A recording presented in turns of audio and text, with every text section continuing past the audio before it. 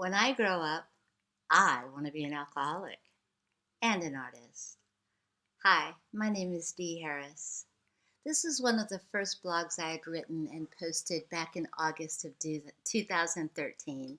It's really fun to go back and look at my old blog. It's like going through a diary and to think about the journey that I've made through my life up to this time, the contentment and peace that I finally have today in my life and in myself. So I thought I'd share one of my first blogs with you today. When I was younger, I never said I wanted to be an alcoholic when I grow up. Too short to be a model or a stewardess, voice not good enough to be a rock star, and too shy to be a movie star. But I did have a passion for creating things. I loved designing paper doll clothes, making troll doll clothes, and then my own school clothes. I made my own jewelry and India bedspread halter tops and curtains for my '68 Dodge van. I painstakingly patched my raunchiest bell-bottom jeans with scraps of the bedspread material all over the barest spots and strutted around in my leather fringed jacket and John Lennon glasses. And I made all my gifts handmade. So the artist thing has always been there for me.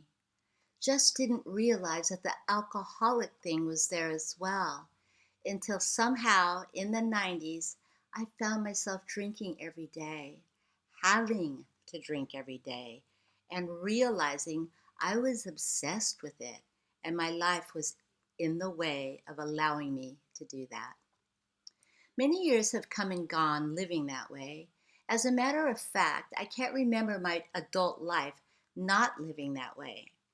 I continued being creative and even sold my stained glass art for a living for some years. Back in '98, while working a real job, I found myself asking my dad up in heaven to help me stop drinking. Dad had died of the disease of alcoholism back in '83 in the gutters of Rhode Island. Now, this is my assumption from what I've heard. I was always afraid of Dad, unaware as a child he was tormented by this disease as well. Dad helped me out.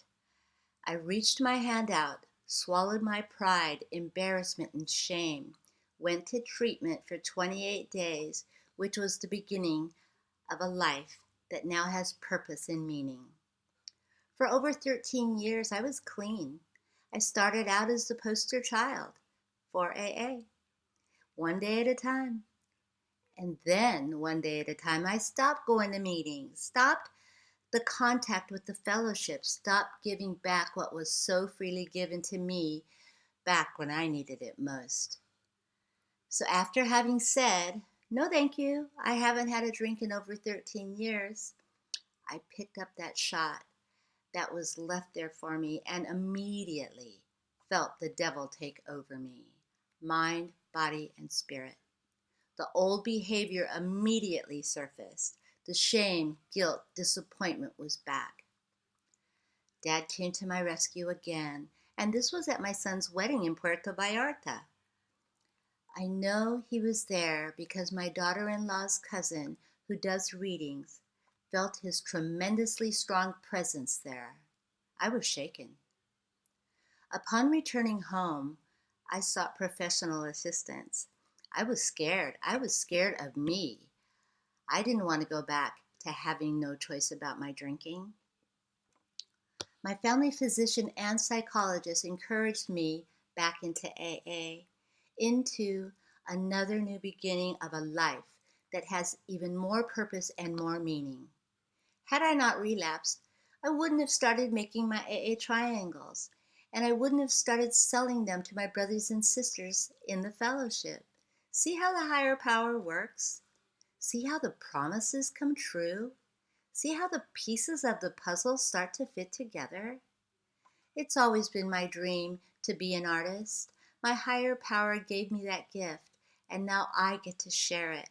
I get to share even more by giving back my recovery, by being present for those who need it most. pay it forward. When I grow up, I want to be an alcoholic. Where I not doesn't mean not being an artist, but it does mean I now realize I'm not in control, that things happen for a reason, and I am totally grateful and humbled by being an alcoholic. How cool is that? Thank you. My name is Dee Harris. Aloha.